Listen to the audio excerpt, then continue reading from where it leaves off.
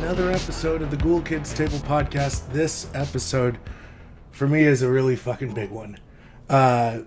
When I was a young man, I watched the Nightmare on Elm Street franchise, and everybody knows that there's this story about the first time I saw the Nightmare on Elm Street films and how they affected me and kind of set me on a course that I've been on ever since. That night at Darrell's house, and anyway, there's one specific film inside of this franchise that matters absolutely the most to me. And so when my dad left, it was about the 6th grade, and that's kind of when I had discovered horror films. And the film that I watched even more than Nightmare on Elm Street was Nightmare on Elm Street 4, The Dream Master. And I had this weird connection to the film. It grabbed something that was a part of me, and I just recognized it. With the alcoholic father, the introvert that comes out of their shell and fights these things that wrong them.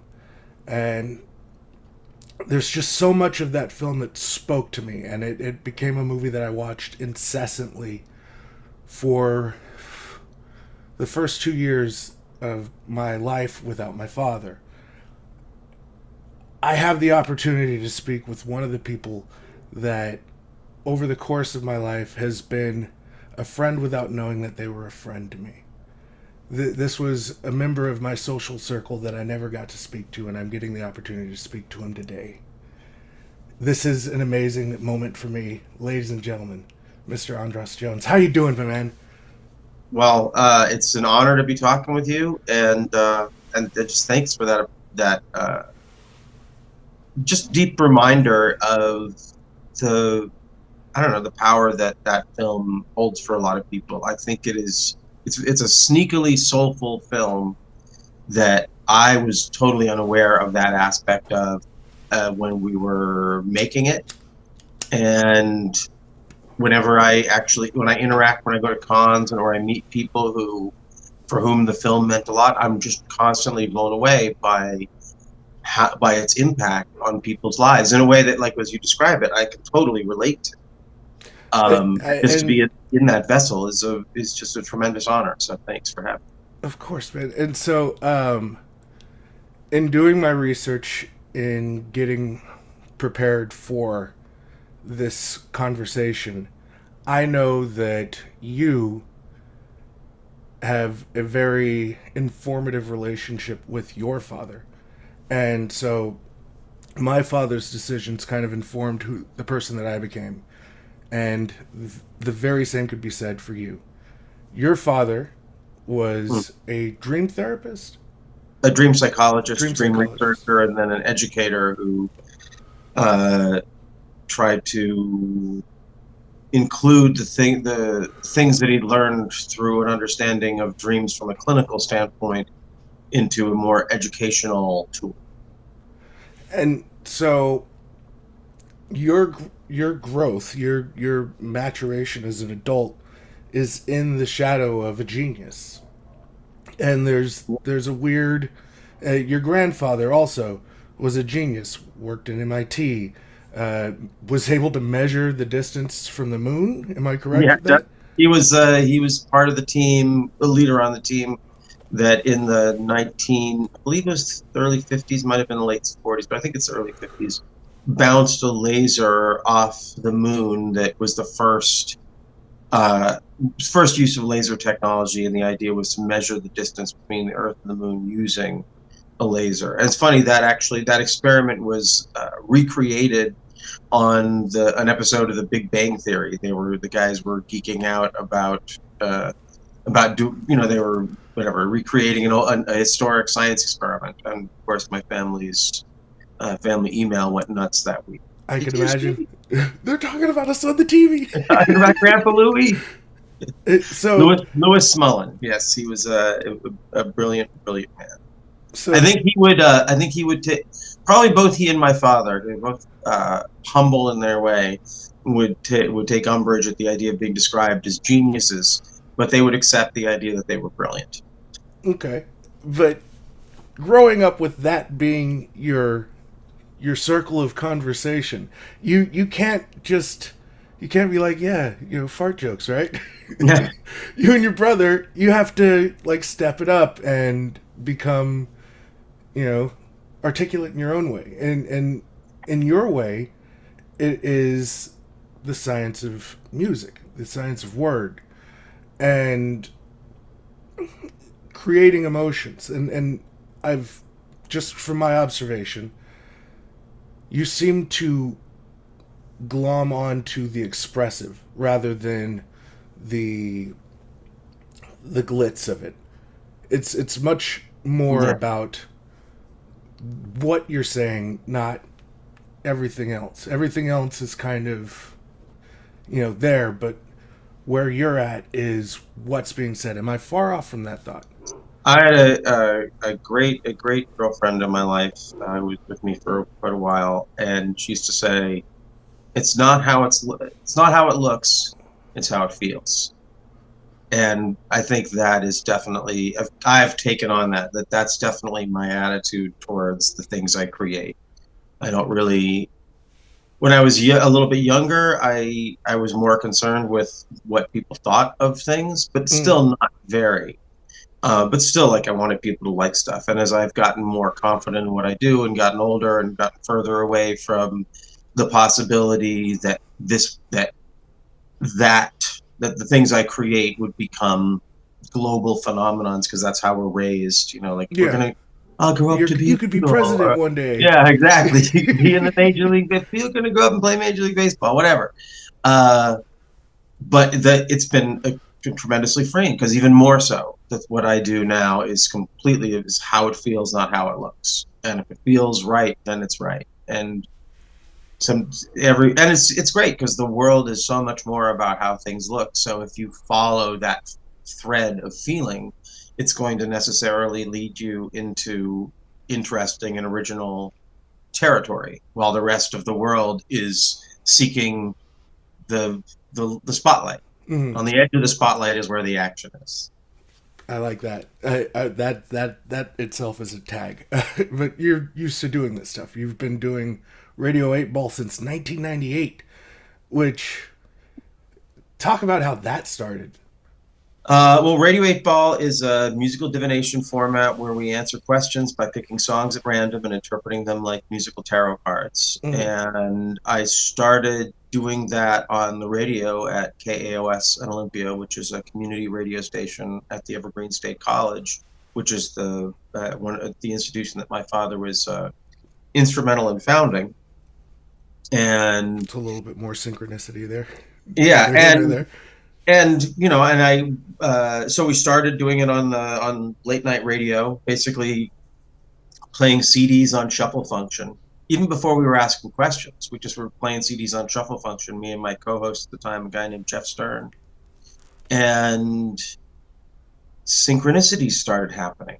Odd, like, it's the song that played would relate to what we were just discussing, and then we like, oh, what if we ask a question? And then that yielded great results. And then we opened up the phone lines and people started calling in. And then I was like, this is where the show's got to go. And my co-host was like, yeah, that's a little weird for me. I'm moving on. And then I took this idea of answering questions by picking songs at random, uh, and just kind of ran with it for several years before I realized that this format was deeply connected to the dream seminars that my father led at Evergreen. And my father died in 1995. In 1996, I went to Evergreen just sort of to like commune with I don't know, it was part of my mourning process. I just Mm. spent a year at Evergreen as a student. And by 1998, I'd created this thing, which was my own sort of rock and roll version of the dream seminars he led at that school. In the dream seminars, he would have everyone in the class write down their dream, and then he'd read them anonymously. And after he read the dream, he'd have everyone in the class interpret the dream as if it was their own dream. Like, if Mm. this were my dream, it would mean this. And then at the end, the student who had written the dream got to sort of outed themselves. It's like, hey, now that I've heard all of your things, now I have this whole new relationship to what the dream means. This is what it meant to me, but now it means all this other stuff.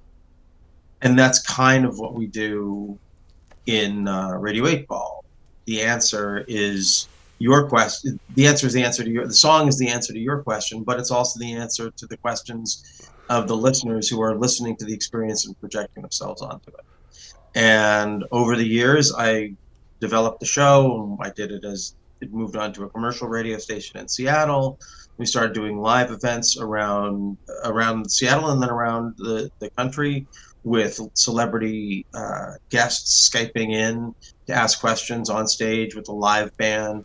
We had John C. Reilly, Seth Green, Patricia Arquette, Weird Al Yankovic, like some really amazing guests. And then we started developing it as a potential TV series. And then my friend Dino Stamatopoulos, who is one of the main guys over at Starburns Industries, which was Dan Harmon's company. They invited me to do it as a podcast there for 3 years, and we got a whole bunch of new, amazing guests.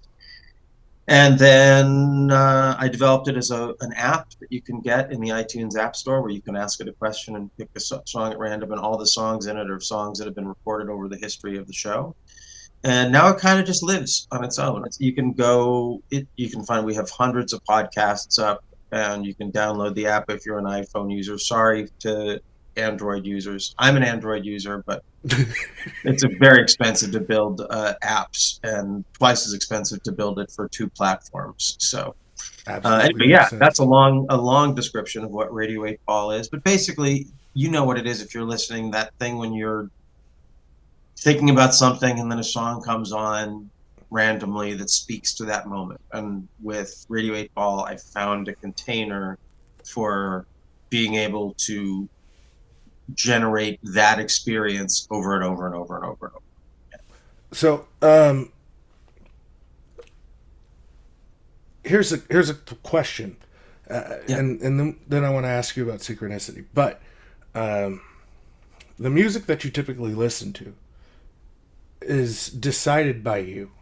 So that music being able to provide is almost like you in the past making the decision for that style of music to then hear that song. So past you helped you figure out future you's question. Yes and no. At first, when I started doing Radio 8 Ball, I had the impulse to have it.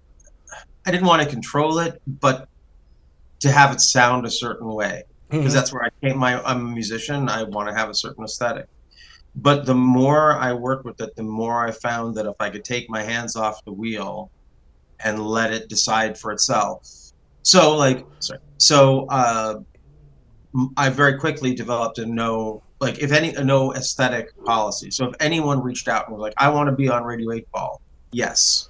I mean, there was a modicum of professionalism, like that their music had some, like I didn't want to have someone who couldn't play. But even that, we could have made work, because it's not about whether you like it at first. It's what's crazy is I found over and over again that music I wouldn't have liked on its own merits, in the context of Radio 8 Ball, listening to it, trying to hear the answer to my or someone else's question, made me like the song more.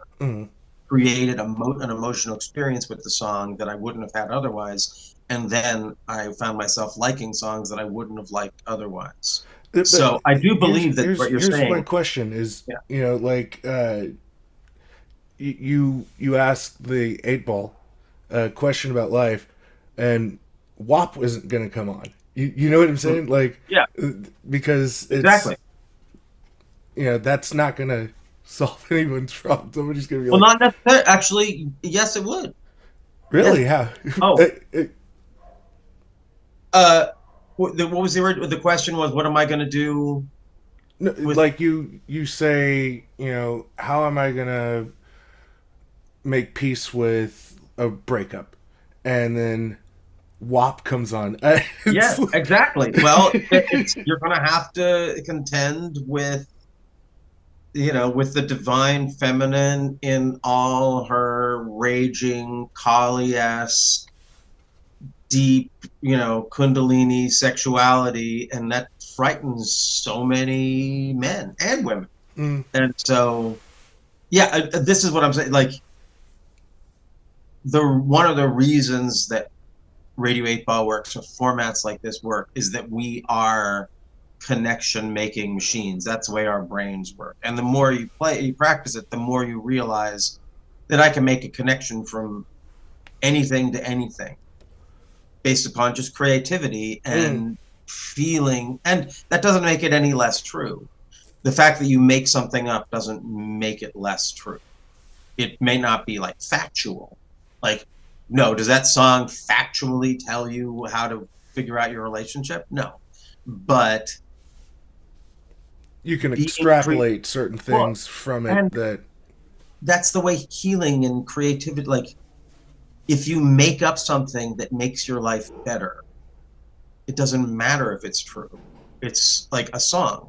A song isn't a true thing, but when you make it up, you can, if you're a songwriter, you can make it up, and then your life is better, and you have a container of that betterness in this thing that's is not real. There's nothing real about a song, no matter how many, like, it legally there's things that make it a real entity, but there's nothing there, and yet it can be the most true thing in the world. So, and I feel like that's why music, particularly any song, is is an answer to your question when you're listening to it. And so one of the goals of Radio 8 Ball is to train people to have that facility in their brain where instead of something happening to us and we're like, no, no, that shouldn't happen. It's like, oh, that's synchronicity. A bad thing is a synchronicity. Now, how am I going to creatively integrate that into this moment and respond to it in a way that is creative and welcoming as opposed to reactionary and closed? and we've talked a little bit about synchronicity kind of uh, so far throughout this conversation, but for because there is going to be a group of people in the audience that aren't going to understand what synchronicity is. Can you give kind of a maybe like a Reader's Digest explanation of what synchronicity is? Well, first of all, it's a personal experience. So somebody else's synchronicity might not be yours, but everyone out there knows a synchronicity, and it's when a coincidence feels like more than a coincidence. You know, it, running into somebody isn't a synchronicity. Running into somebody just when you were thinking about them on the anniversary of the last time you saw them 5 years ago in front of a movie theater where the last time you saw them was, that all of a sudden you get chills on your arm. And you're trying to communicate to that person, oh my God, this is so crazy running into you. And they're like, well, no, we live in the same time. No, no, no, you don't know, because I was thinking about you and blah, blah, blah, blah, blah. And that's what makes it a synchronicity. It's like a dream is your dream. You try and explain your dream to somebody else, there's a good chance they're going to be like, I don't get it. But that doesn't.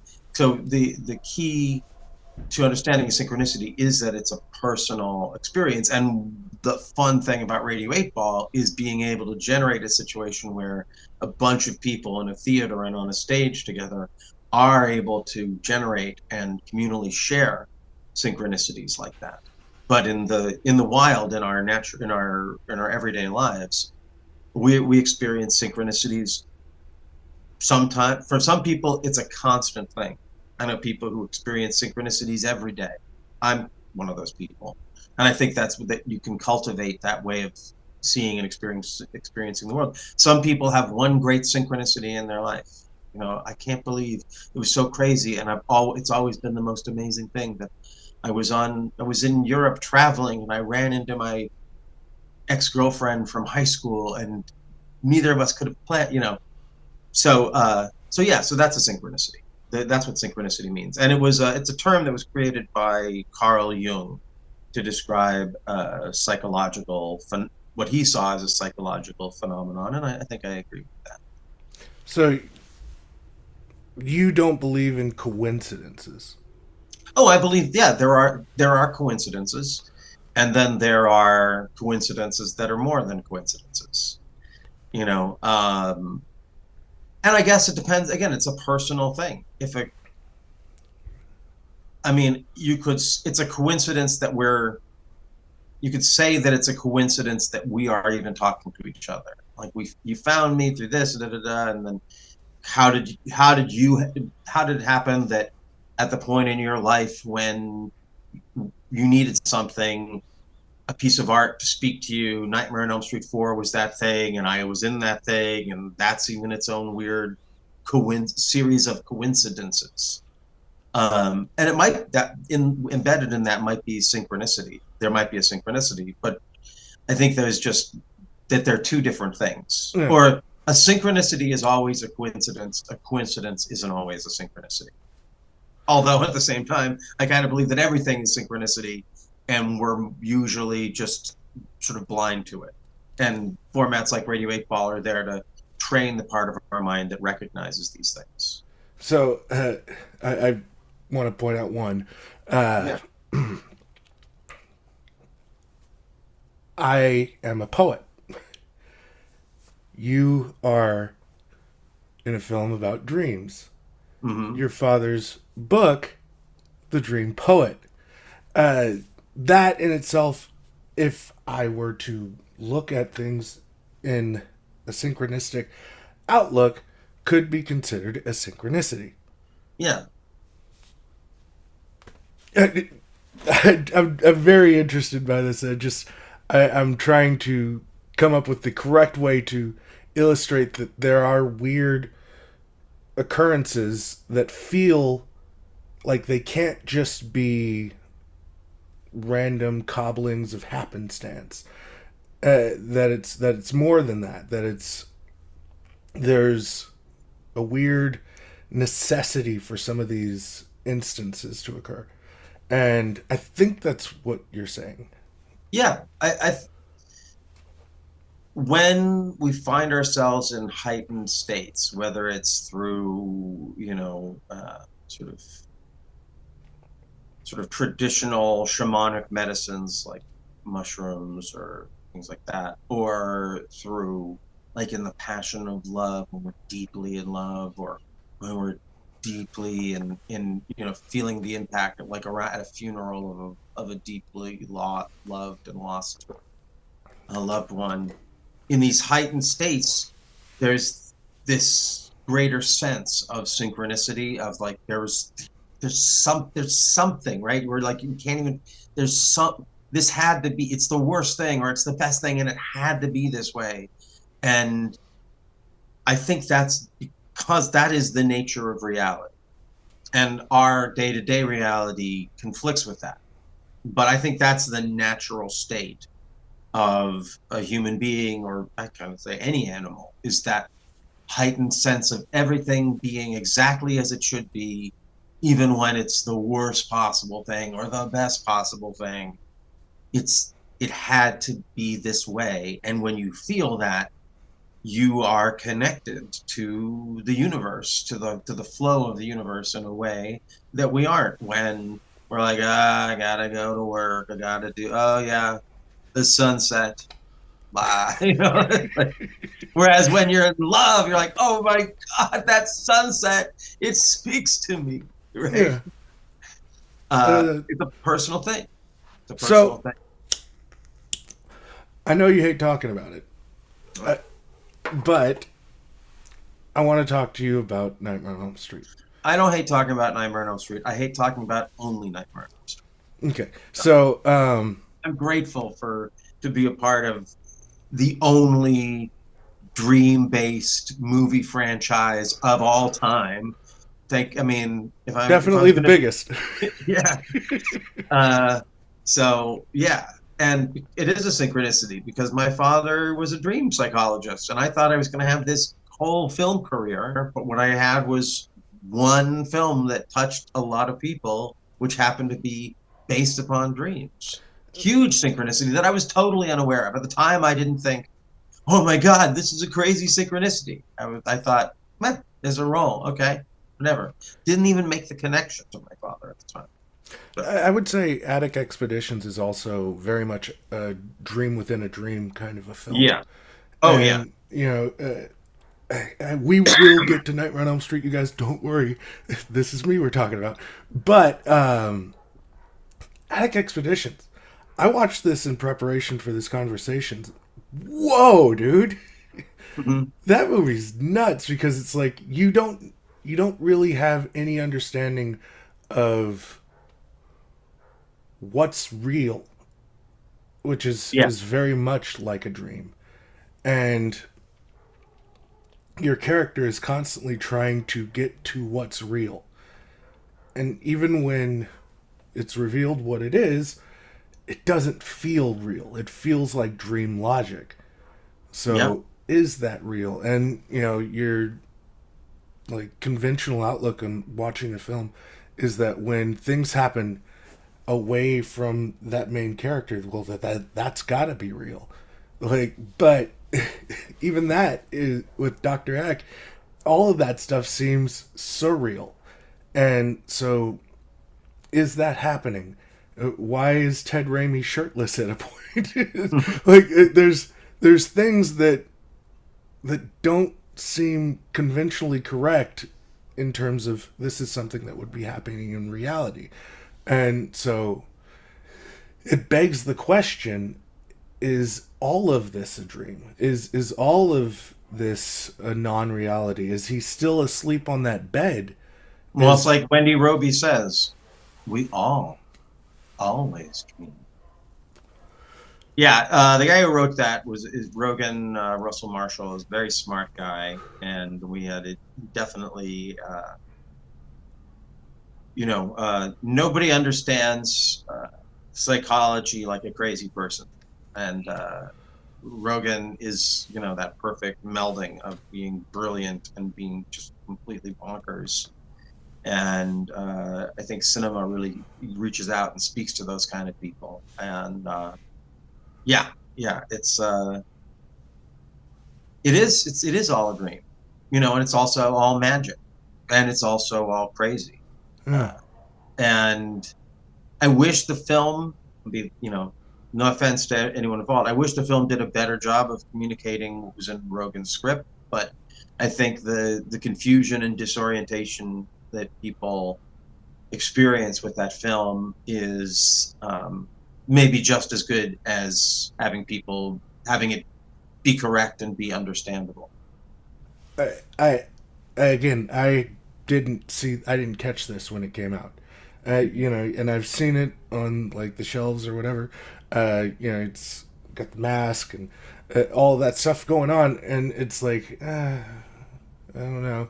And watching it, it's like, how the fuck did I miss this? But I feel like if I'd have watched it initially when it was released, probably wouldn't have taken as much away from it as I did watching it now.